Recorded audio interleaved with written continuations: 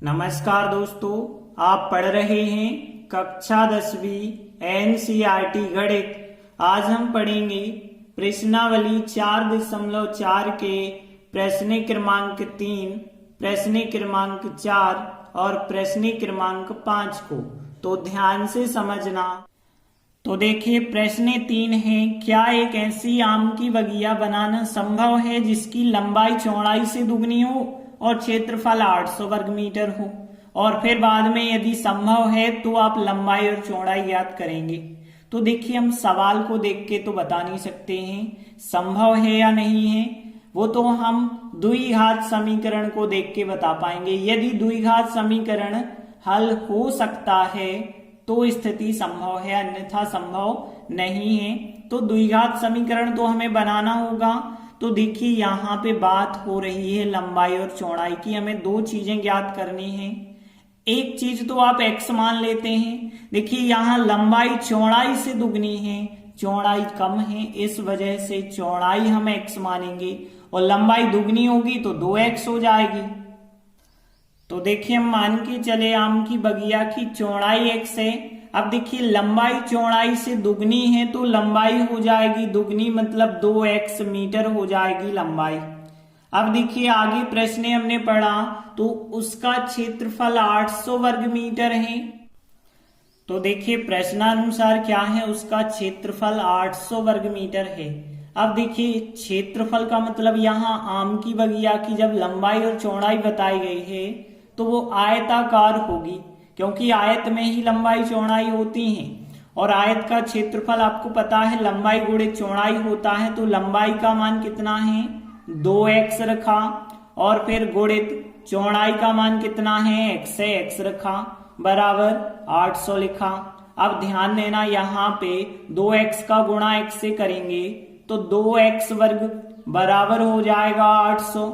अब देखिए, यहाँ पे दो चाहें तो आप बटे में कर सकते हैं। तो x वर्ग बराबर यहाँ पे 800 बटे में आ जाएंगे 2, 800 बटे 2 मतलब कितना हो जाएगा, 400 हो जाएगा। अब देखिए, x वर्ग 400 हो गया है और वर्ग जब आप हटाएंगे तो दूसरे पक्ष में वर्गमूल लग जाएगा, मतलब करनी लग जाएगी। और जब भी आप करनी लगाते हैं तो प्लस माइनस चिन्ह जरूर लगा दें। अब ध्यान देना, यहाँ x बराबर प्लस माइनस। अब देखिए, 400 का वर्गमूल क्या होता है, वैसे आप गुणनखंड निकाल के पता कर सकते हैं, या फिर ध्यान देना 4 का वर्गमूल 2 होता है और 2 जीरो का वर्गमूल 1 जीरो होता है। तो देखिए, x बराबर आया प्लस माइनस 20। इसका मतलब है x बराबर प्लस के 20 और x बराबर माइनस के 20। तो एक संख्या प्लस की आई और एक संख्या माइनस की। यहाँ पे जो समीकरण बना था वो हल तो हो गया है, मतलब यहाँ पे संभव है। यहाँ पे x बराबर प्लस 20 और x बराबर माइनस 20 आए हैं। इनमें से देखें तो माइनस का जो 20 है वो मान्य नहीं होगा। क्यों नहीं होगा, क्योंकि x हमने चौड़ाई को माना है और चौड़ाई ऋणात्मक तो हो ही नहीं सकती है। तो हमने लिखा यहाँ x का मान माइनस 20 मान्य नहीं होगा, क्योंकि चौड़ाई ऋणात्मक नहीं हो सकती है। इस वजह से x का मान जो 20 है वो मान्य हो जाएगा। अतः आम की जो बगिया थी उसकी चौड़ाई x बराबर 20 मीटर हो जाएगी। और लंबाई की बात करें, लंबाई हमने मानी थी 2x। 2x का मतलब 2 गुणित x का मान 20 रख दीजिए, तो 20 दूनी 40 मीटर उसकी लंबाई हो जाएगी। तो इस प्रकार से हमें लंबाई और चौड़ाई ज्ञात करनी थी। तो यहाँ चौड़ाई आ गई 20 और लंबाई आ गई 40। तो देखिए, हम अंत में लिख सकते हैं, अतः बगिया बनाना संभव है और लंबाई 40 मीटर होगी, चौड़ाई 20 मीटर होगी। इस प्रकार से प्रश्न 3 कंप्लीट हुआ। अगला चौथा सवाल है, क्या निम्न स्थिति संभव है। देखिए, एक स्थिति बताई गई है, ऐसा हो सकता है। यदि संभव है तो आपको क्या करना है, उनकी वर्तमान आयु ज्ञात करना है। उनकी का मतलब यहाँ दो मित्र हैं, हमें दोनों की वर्तमान आयु ज्ञात करनी है। तो स्थिति क्या दी गई है, दो मित्रों की आयु का योग है 20 वर्ष और फिर 4 वर्ष पूर्व मतलब 4 वर्ष पहले उनकी आयु का गुणनफल 48 था, मतलब दोनों की आयु का यदि गुणा कर दिया जाता तो 48 के बराबर होता।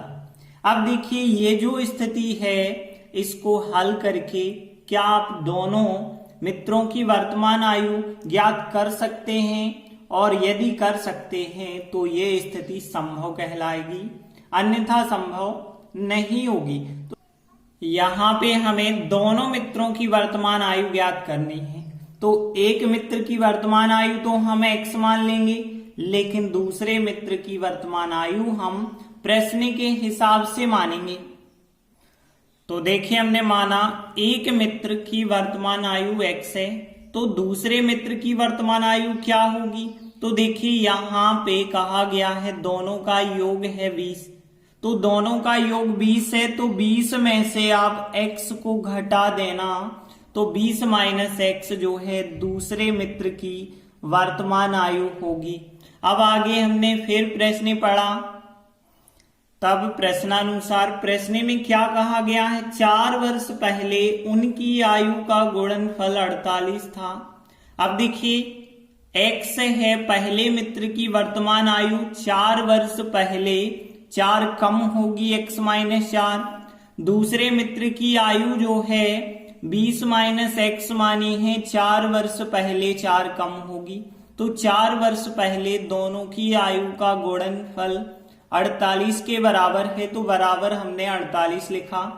ये हो गई 4 वर्ष पहले x माइनस 4, और दूसरे मित्र की भी 4 वर्ष पहले, तो इसमें से भी 4 घटा दो और इन दोनों का गुणनफल 48 के बराबर। और फिर आगे सॉल्व करते चलो, तो x माइनस 4 गुणित, अब यहाँ 20 में से 4 घटाए 16 माइनस x बराबर है 48 के।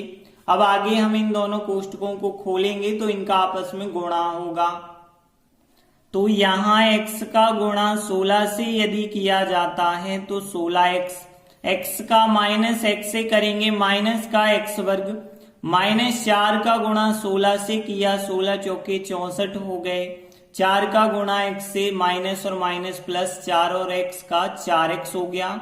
48 हम इस तरफ ले जाते हैं तो माइनस के हो जाएंगे, बराबर कुछ नहीं बचा तो 0।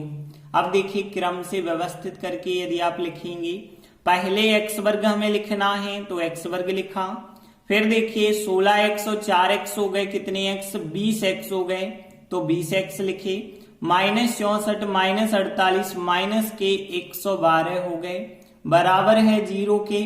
अब देखिए यहाँ पे जो x वर्ग है वो माइनस का है, माइनस का नहीं होना चाहिए प्लस का, तो माइनस चिन्ह से गुणा कर देते हैं तो x वर्ग प्लस का हो जाएगा, ये माइनस का हो जाएगा और ये हो जाएगा प्लस का, बराबर 0। अब देखिए यहाँ जो हमें द्विघात समीकरण प्राप्त हुआ है, इसे यदि हम गुणनखंड विधि से हल करें तो आप इसे गुणनखंड विधि से हल नहीं कर पाएंगे, क्योंकि यहाँ पे 112 के ऐसे गुणनखंड नहीं होते हैं कि उनका टोटल 20 हो जाए, तो गुणनखंड विधि से तो हम हल नहीं कर पा रहे हैं। हम अब सोचते हैं द्विघाती सूत्र से हल करें, तो द्विघाती सूत्र से हल करने के लिए पहले तो हमें इसकी तुलना करनी होगी।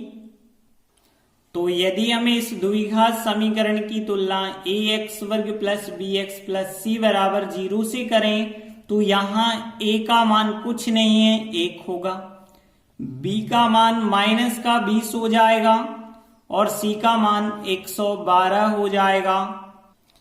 a b c के मान मिल गए, इसीलिए अब हम विविक्त कर ज्ञात करेंगे जो कि b वर्ग माइनस 4ac होता है।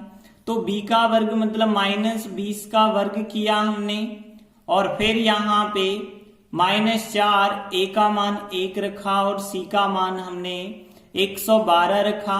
अब आगे जब हम सॉल्व करेंगे तो यहाँ पे 20 का वर्ग हो जाएगा 400 और प्लस के होंगे, फिर माइनस 4 एकम 4, 4 का गुणा 112 से करेंगे तो 448 आएंगे।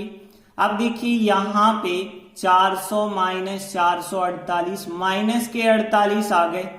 अब माइनस 48 तो 0 से छोटा होता है ना, तो ये 0 से छोटा है। और हमने आपको नियम बताया था, यदि विविक्तकर का मान 0 से छोटा होता है तो कोई वास्तविक मूल नहीं होते हैं। मतलब हम कह सकते हैं ये जो द्विघात समीकरण है इसके कोई मूल ज्ञात नहीं किए जा सकते हैं। अर्थात इस द्विघात समीकरण के कोई वास्तविक मूल नहीं है। मतलब यहाँ पे हम x का मान ज्ञात ही नहीं कर सकते, और जब x का मान ज्ञात नहीं हमें होगा तो फिर हम किसी भी मित्र की आयु ज्ञात नहीं कर पाएंगे। तो हम कह सकते हैं कि अतः जो दी गई स्थिति है वो संभव नहीं है। इस प्रकार से प्रश्न 4 कंप्लीट हुआ। अगला 5वां सवाल है, क्या परिमाप 80 मीटर और क्षेत्रफल 400 वर्ग मीटर के एक पार्क को बनाना संभव है? यदि संभव है तो हमें लंबाई और चौड़ाई ज्ञात करना है। देखिए यहाँ ध्यान देना, हमें लंबाई और चौड़ाई ज्ञात करना है। इसका मतलब है कि जो आकृति होगी वो एक आयत की आकृति होगी, और आयत का हमें परिमाप 80 दिया गया है और क्षेत्रफल 400 दिया गया है। अब लंबाई और चौड़ाई जब हमें ज्ञात करनी है तो एक आप x मान लो और दूसरी आप प्रश्न के हिसाब से मानो।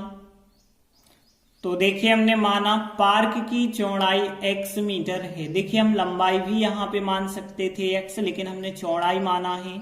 अब देखिए हमें क्या दिया गया है, परिमाप दिया गया है। अब हमें लंबाई की भी तो जरूरत है, तो हम इस परिमाप की सहायता से लंबाई निकालेंगे।